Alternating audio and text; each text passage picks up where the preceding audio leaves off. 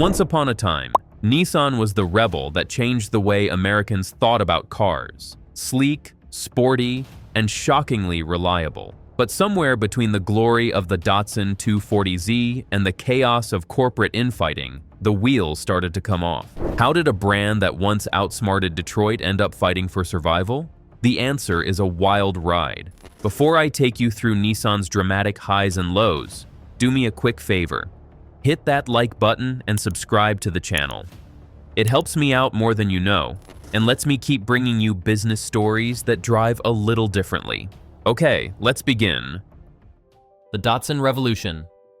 In the post-war era, American roads were ruled by Detroit's big, often unreliable machines. But the automotive world was upended by a sleek, compact wave from Japan, Datsun, the name under which Nissan conquered the West. Nissan's original success was built on a simple, revolutionary promise: European driving delight without the mechanical headache. In the 1970s, the Datsun 240Z became a cultural phenomenon. It gave the everyday driver exhilarating performance and style, the thrill of a British sports car. But without the constant repairs, the 240Z was a beautiful, affordable, and, critically, reliable machine. It was an astounding hit, quickly dominating and outselling every British rival to become the fastest-selling Japanese sports car of all time. This car proved that Japanese engineering delivered both performance and peace of mind. The golden niche. Nissan took that heritage, applying it across the lineup. They blended everyday usefulness with a distinct sporty appeal. Think of the Maxima, quickly dubbed the Japanese BMW, or the thrilling Sentra SER, a perfect mix of practicality and street performance. This was a perfect storm of luck and execution. Nissan found its niche, the car for the discerning driver who still needed reliability. They weren't conservative Toyota. They weren't engine-focused Honda. Nissan was about bold design and a fun driving experience. On the luck side, the 1970s oil shocks hammered the American market. Detroit's colossal V8s looked like dinosaurs. Consumers demanded small, fuel-efficient vehicles. Nissan was perfectly positioned. The erosion of excellence. The 1990s brought an end to Nissan's golden run. The first sign of trouble was the erosion of product excellence. The edge the company held in innovation and inspiring design simply evaporated. The iconic, sharp designs of the past were replaced by cars that were widely criticized as bloated and uninspired. The spark was gone. Worse than the product itself was the bloated corporate structure. Nissan was drowning in its own success. Too many overlapping models, too many executives, too many factories, simply too much of everything. Cash was flowing out the door on fixed costs, while market demand for the uninspired product was slowing to a trickle. Any good company in this situation conducts an honest internal audit. It asks, how can we better serve the customer? The culture of blame. The golden age of the 80s bred a dangerous corporate disease, hubris. Instead of confronting internal failures, the bloated costs, and the uninspired cars, Nissan executives looked outward. They blamed external forces. Currency swings, regulation, or simply bad luck. They looked anywhere but inside. 4. Toyota lived by Kaizen, continuous internal improvement.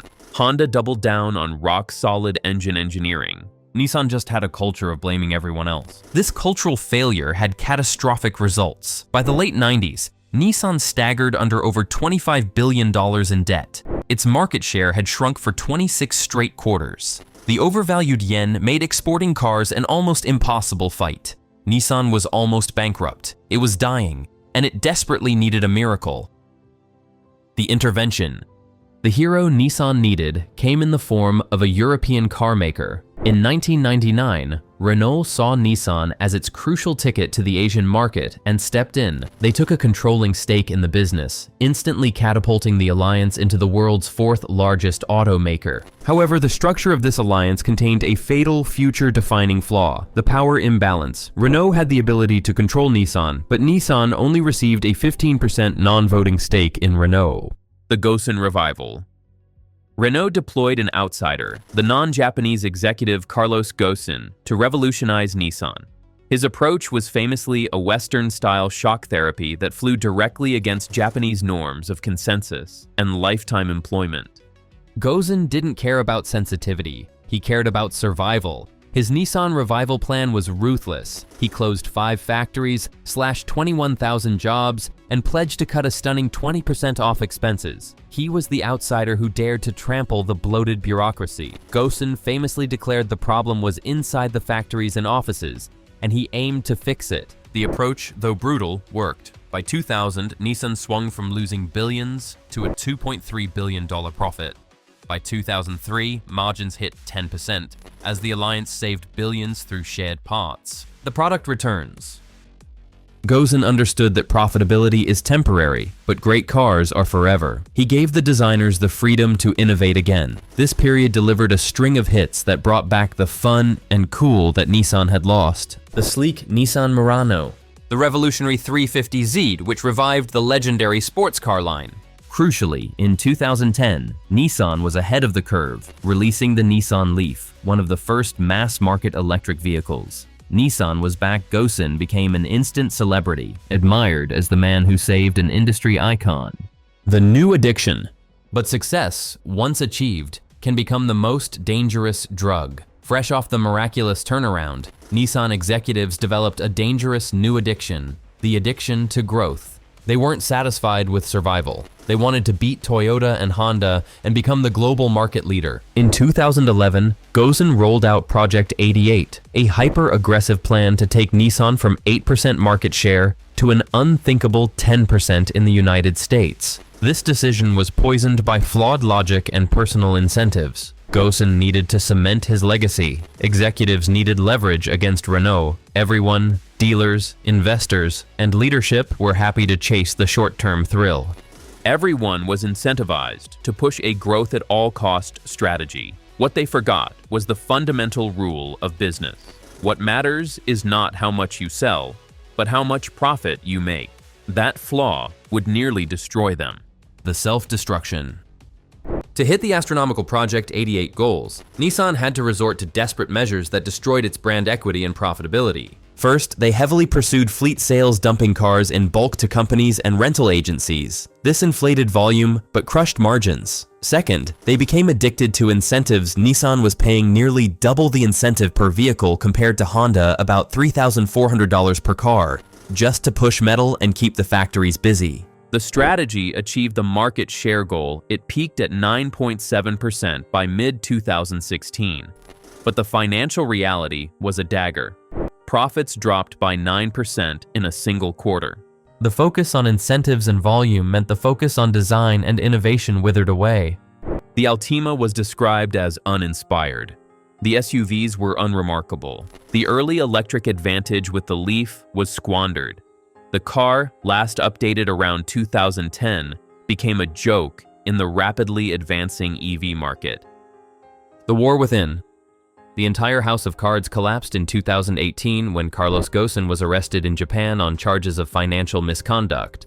The hammer fell on the once untouchable star CEO. But this was far more than a legal event. It was a corporate revolt. The executives Ghosn had alienated 20 years earlier, the ones who had resented his foreign, disruptive style, seized the opportunity. They cooperated with authorities, aiming to oust Ghosn and prevent him from consolidating even more power for Renault. The alliance, already structurally flawed, dissolved into a battlefield. Ghosn was gone, but the infighting continued, with his successor, Hiroto Saikawa, also being ousted on accusations of financial impropriety shortly after. One insider tragically summed up the situation. What we have today going on at Nissan is a man-made disaster. It is a combat happening inside the place that is destroying the company. The second great crisis. When the leadership is unstable, the company cannot serve the customer. The financial consequences were immediate. Nissan lost $6.2 billion in 2019, its first loss in over a decade. Global sales plummeted by 40% between 2017 and 2022. The stock price plunged by 70%. The company had entirely missed the EV boom, the very movement its own Leaf had pioneered. The current leadership, recognizing the terminal dysfunction, brought in a new plan. This was a painful acknowledgement that the aggressive growth of the 2010s was a mistake. It mirrored Ghosn's 1999 plan, reducing bloated costs, shrinking the number of models, and desperately trying to return to profitability, steady growth, and, above all, innovation. The echoes of dysfunction. But the chaos of the Gosen Twilight era has a long shadow. Car design and development take between 4 to 7 years to reach the market. What consumers saw in showrooms in the mid-2020s, cars that felt dated, plastic-heavy, and unmodern, were the tangible echoes of the dysfunction from 2017 and 2018, when management was so consumed by infighting that they weren't focused on designing the next generation of vehicles. This cycle of crisis demanded yet another intervention. The recently installed CEO was replaced by Ivan Espinosa, another outsider, who immediately announced deeper cuts, closing plants, and reducing capacity. This highlights the profound business lesson, the concept of the institutional imperative. The number one rule of institutions is to preserve themselves and the status quo. Despite the financial markets demanding change, Nissan's internal culture fought the outsiders' Gosen, rooting for the underdog. Today, the financial markets are forcing the change that the culture resisted. The signs of a genuine, if slow, return are there. Market share has begun to tick up, achieved without any new products. The new leadership is winning over dealers and promising a wave of new, desirable models in the coming years. The story of Nissan Motors is a perfect, tragic loop. It is a story of brilliant innovation that led to corporate hubris, which required a ruthless outsider to fix, which led to an addiction to growth that destroyed the product and triggered a devastating internal war. We are rooting for Nissan. We remember the 240Z and the Maxima. It would be a tragedy if a brand with such a cool niche around innovation and design could not complete its second. An outsider is often required to disrupt the status quo. For Nissan to survive, it must finally defeat the institutional imperative and allow financial necessity to guide its future toward profitability and back to the bold design that made it a global icon in the first place. What do you think is the biggest mistake Nissan made? The 90s complacency or the 2010s growth at all costs strategy? Let me know in the comments below.